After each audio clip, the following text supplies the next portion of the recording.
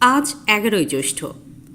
বাংলা সাহিত্যের আকাশকে এক লহমায় বদলে দেওয়া এক কালজয়ী পুরুষ কাজী নজরুল ইসলামের জন্মজয়ন্তী।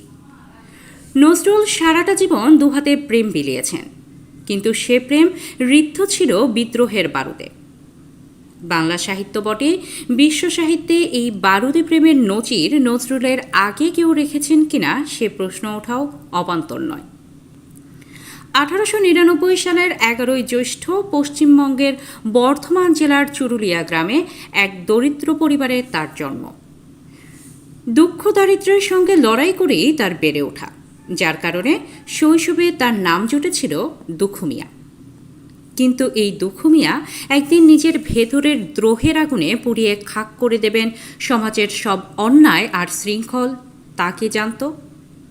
নজরুলের সাহিত্যের মূল সুর ছিল অন্যায় ও পরাধীনতার বিরুদ্ধে তীব্র প্রতিরোধ। তৎকালীন ব্রিটিশ ঔপনিবেশিক শাসনের ভিত কাঁপিয়ে দিয়েছিল তার লেখনী।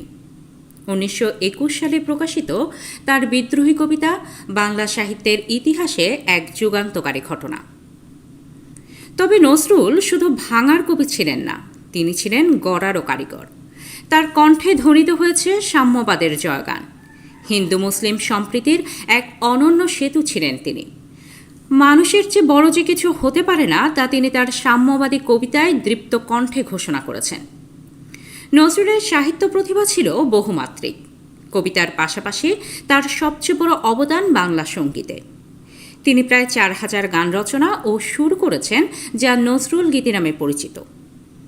তার প্রেমের গান যেমন হৃদয়ে ছুঁয়ে যায়, তেমনি তার গজল, কীর্তন, শ্যামাসঙ্গীত এবং ইসলামিক হামদনাদ বাংলা সংস্কৃতির এক অভূতপূর্ব মেলবন্ধন ঘটিয়েছে। মাত্র 43 বছর বয়সে এক দুরারোগ্য ব্যাধিতে আক্রান্ত হয়ে নজরুল বাকশক্তি হারিয়ে ফেলেন। এর ফলে তার সৃজনশীল যাত্রায় অকালেই দাড়ি পড়ে যায়। বাংলাদেশ স্বাধীন হওয়ার পর 1972 সালে এই রাষ্ট্র পরম শ্রদ্ধায় কবিকে সপরিবারে স্বাধীন বাংলাদেশে নিয়ে আসে এবং তাকে জাতীয় কবির মর্যাদায় ভূষিত করে। 1976 সালের 29শে আগস্ট এই মহান কবি ঢাকায় শেষ নিঃশ্বাস ত্যাগ করেন।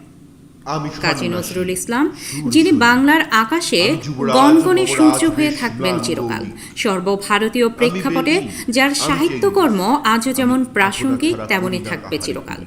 যতদিন আর্তপীড়িতের রক্ত মেখে প্রতিদিন প্রভাতের নতুন সূর্য লালিমা ছড়াবে, ততদিন প্রাসঙ্গিক থাকবেন কাজী নজরুল ইসলাম। আমি পিনাক পানির ডমর ত্রিশূল, ধর্মরাজের দণ্ড।